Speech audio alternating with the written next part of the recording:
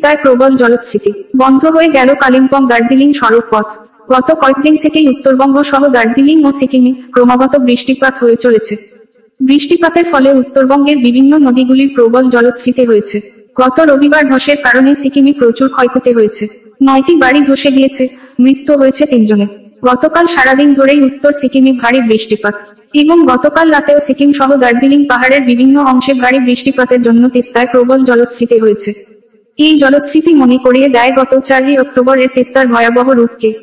তিস্তা বাজারের কাছে কালিম্পং থেকে দার্জিলিং যাওয়ার রাস্তা বিপজ্জনক হয়ে যাওয়ায় কালিম্পং থেকে তিস্তা বাজার হয়ে দার্জিলিংয়ে যাওয়ার রাস্তা বন্ধ করে দিয়েছে প্রশাসন।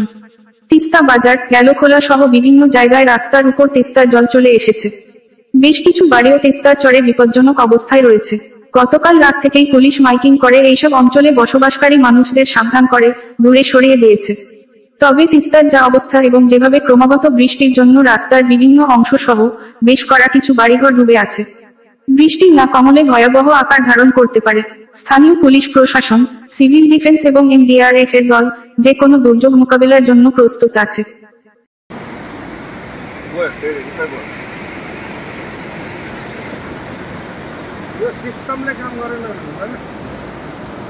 Bye bye.